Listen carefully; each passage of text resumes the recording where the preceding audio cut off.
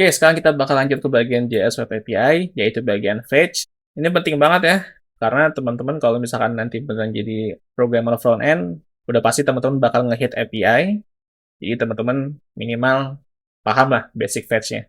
Dan ini kita harus menggunakan Laragon, karena kalau nggak pakai Laragon, fetch-nya nggak akan berjalan ya, karena kalau hanya menggunakan domain directory, lagi-lagi jadi sebuah kendala. Silakan download kodenya lewat deskripsi, silakan teman-teman ekstrak, kemudian dibuka codingannya. Jangan lupa ditaruh di dalam Laragon root dokumen sesuai dari penjelasan pada video cookies. Oke, untuk kodenya seperti ini lumayan jelimet ya untuk bagian JavaScript-nya. Ini memang agak panjang, karena memang menurut aku ini sudah kode yang paling simple ya. Tapi nggak perlu overwhelming dulu, ini akan aku coba jelasin satu-satu ya. Yang pertama adalah di bagian fungsi getJSON-data. Ini fungsi buatan sendiri ya, bukan fungsi buatan JavaScript-nya. Nah, untuk melakukan fetching, karena aku juga nggak nemu public API yang tersedia gitu ya di internet, jadi mau nggak mau kita nge-hit ke API diri sendiri. Jadi di sini aku udah bikin, yaitu sumdata.json. Jadi seolah-olah ini adalah respon API yang akan kita tembak lewat fetch nanti. Kemudian data ini akan kita olah, kita tampilkan di website. Jadi konteksnya di tutorial ini seperti itu ya. Balik ke index.html-nya. Nah, kita bisa lihat di sini, ketika fetch dijalankan, langsung ya, kita tembak ke sumdata.json yang ada di dokumen Laragon kita. Karena domainnya sudah tercipta, yaitu http fetch.test, maka ya sudah, kita tinggal bikin domainnya seperti ini. Setelah kita mengirimkan request, kita cek request-nya berhasil atau tidak. Kalau request-nya berhasil, oke, kita jadikan bentuk request-nya menjadi sebuah JSON. Kalau misalkan gagal, ya sudah, kita akan kembalikan error aja. Ya, jadi teman-teman, bagi yang belum tahu fungsi fetch itu apa, fungsi fetch itu adalah kita mengirim sebuah request ke server lain lewat API. Kalau misalkan teman-teman nggak tahu API itu apa, teman-teman bisa cek di tutorial Redis API, di sana bakal dijelasin lebih lengkap lagi.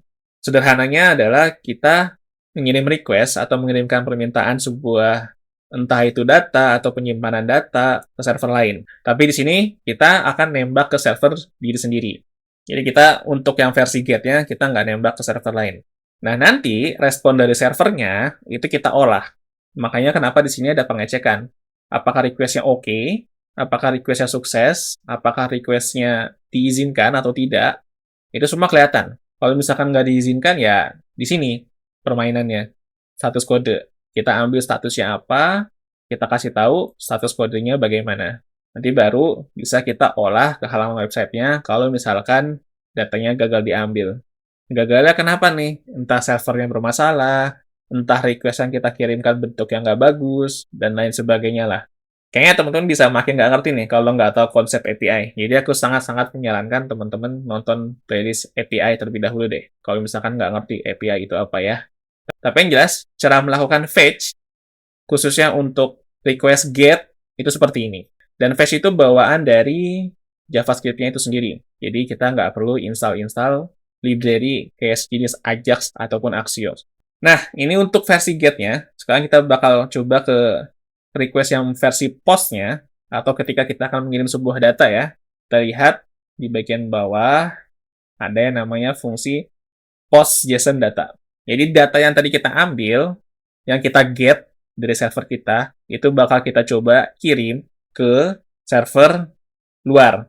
Dan kali ini aku nemu, ternyata ada ya API umum, yaitu http bin.org/post. Tinggal teman-teman cek aja websitenya kalau misalkan mau lihat dokumentasi API-nya ya.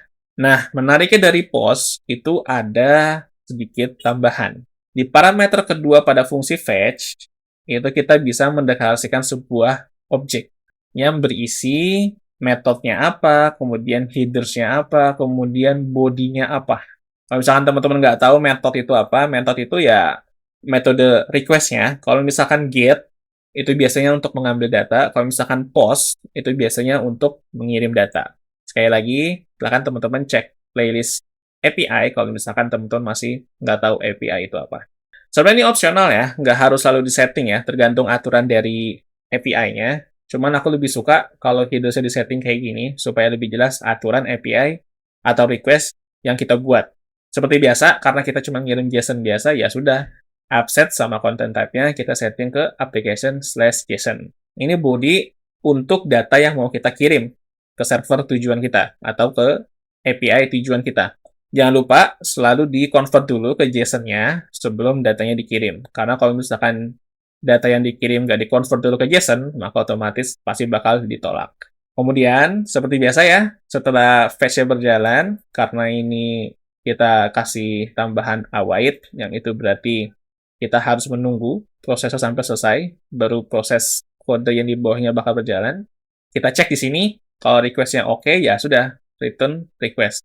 Tapi kalau misalkan nggak oke, kita bakal kasih error aja.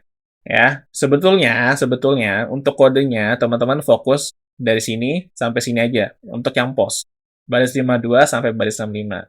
Untuk yang get, teman-teman juga fokus saja dari baris ke-24 sampai baris ke-30. Kenapa begitu? Karena sebetulnya try catch ini opsional ya. Try catch ini. Cuma karena aku udah kebiasaan menggunakan try catch, jadinya aku selalu pakai try catch. Nah, try catch itu apa?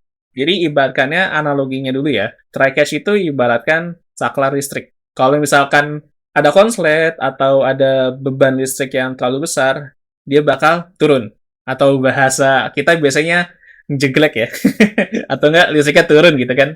Kalau misalkan kita pakai alat elektronik yang lebih besar dari daya yang kita punya gitu kan. Nah, analoginya seperti itu contohnya. Try catch ini itu sama. Kalau misalkan kita menjalankan sebuah fungsi, kemudian hasilnya gagal, ya udah kodenya bakal turun atau bakal dimatiin. Dan kita juga bisa bikin bentuk dari kegagalan kode tersebut gitu loh. Kita bisa bikin errornya itu seperti apa. Kita bisa bikin errornya itu apa gitu loh. Itu kita bisa bikin sendiri. Caranya gimana? Caranya begini. Kita menggunakan thrown error. Secara nggak langsung kita membuat sebuah error dengan pesan yang kita tentukan sendiri. Try catch ini memang nggak aku masukin ke teori dasar, karena biasanya try catch ini seharusnya menurut aku ada di level lanjutan lah, karena memang try catch ini jatuhnya jarang dipakai ya, kalau misalkan belum ketemu kasusnya yang pas. Tapi karena ketemu, ya sudahlah, kalian aja aku masukin try catch di sini. Tapi penjelasan singkat aja, untuk contoh lebih jelasnya mungkin di playlist lainnya atau di video lainnya lah. Sekali lagi, untuk yang get, teman-teman fokus aja yang ini, sama untuk yang post, teman-teman fokus dari sini sampai sini aja. Nah, terus kita sudah melakukan post API, kita sudah melakukan get API. Sekarang kita coba cek di bagian browsernya, hasilnya seperti apa. Teman-teman tinggal dibuka Laragonnya, jangan lupa di start, kemudian klik kanan, PHP, kemudian cari dokumen yang teman-teman buat. Maka otomatis akan dibuka di browser. Nah, mencoba mengirim data, kemudian akan berubah jadi data berhasil dikirim. Ya, itu berarti request post kita berjalan lancar, dan request get kita juga berjalan lancar. Karena datanya muncul ya, yang kita tulis di bagian file.json tadi. Sekarang kita balik ke codingan sekali lagi. Teman-teman bisa lihat, mungkin untuk struktur kodenya ini agak sedikit repot. Karena kita menggunakan asynchronous function, atau fungsi yang harus ditunggu dulu baru bisa lanjut ke progres selanjutnya. Di sini aku menggunakan den. Sekali lagi, kalau misalkan teman-teman belum belajar tentang asynchronous, silakan teman-teman cek di bagian JavaScript dasar. Di sana aku udah jelasin tentang persoalan asynchronous. Tapi di sini kita menggunakan den.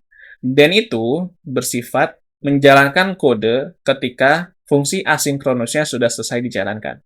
Ya, teman-teman bisa lihat di sini, den-nya itu nyambung dari get JSON data. Jadi otomatis den ini akan baru dijalankan ketika get JSON data ini selesai. Kalau misalkan aku udah pernah jelasin ini di tutorial JavaScript dasar, ya aku cuma sekedar mengingatkan aja supaya teman-teman nggak lupa. Kemudian baru, fungsi yang kita deklarasikan di dalam den akan berjalan. Kemudian var respon ini adalah mengarah dari hasil return pada fungsi get JSON data. Jangan sampai salah, ya. Itulah kenapa di sini ada var respon data array 0. Karena var respon ini adalah hasil suksesnya ketika get JSON data berhasil mengambil data. Mudah-mudahan teman-teman nggak bingung nih. Kalau misalkan teman-teman bingung, dibaca pelan-pelan kodenya. Yang jelas memang gambarannya untuk JavaScript front-end, khususnya kalau orang-orang nyebut JavaScript vanilla ya, atau JavaScript yang polosan, nggak pakai framework, ini seperti ini. Ini benar-benar nggak pakai framework. Kita nggak mainan jQuery juga. Dan inilah menariknya dari sebuah bahasa pemrograman JavaScript. Silakan teman-teman explore lebih lanjut, dicek-cek aja dokumentasinya, khususnya untuk bagian JavaScript asinkronus ya, kalau misalkan teman-teman masih nggak ngerti, kemudian di try catch juga, jangan lupa teman-teman baca lagi, nanti aku coba cantumin dokumentasinya di deskripsi. Ini masih struktur HTML yang paling simple. Gimana kalau misalkan kompleks? Ada tabelnya, ada filternya, dan lain sebagainya. Jadi, jangan kapok dulu, dan jangan nyerah dulu. Coba dipelajarin terus. Oke? Jadi itu ya untuk JS Web API bagian fetch. Mudah-mudahan nggak bingung dan nggak bikin patah semangat teman-teman. Karena selanjutnya kita bakal lanjut ke bagian menyelesaikan navbar tutorial HTML pada tampilan mobile. Nah mungkin ini yang paling ditunggu-tunggu ya. Aku sengaja kasih tahu yang nggak enaknya dulu, supaya nanti teman-teman siap menghadapi dunia programmer front-end. Itu benar-benar kurang lebih permainannya seperti itu. Nggak bakal jauh-jauh kok. Aku nggak bohong. Dan teman-teman mungkin nggak akan bisa menghindari hal itu, kecuali teman-teman menemukan caranya sendiri untuk membuat sesuatu yang lebih simpel. Jadi, kita bakal lanjut ngelesain navbar tutorial HTML di video selanjutnya. Tambahan, karena di sini kita akan lanjut dari tutorial HTML ya. Kalau misalkan teman-teman belum nonton tutorial HTML, silakan teman-teman tonton dulu. Baru bisa lanjut ke bagian ke-9 ini.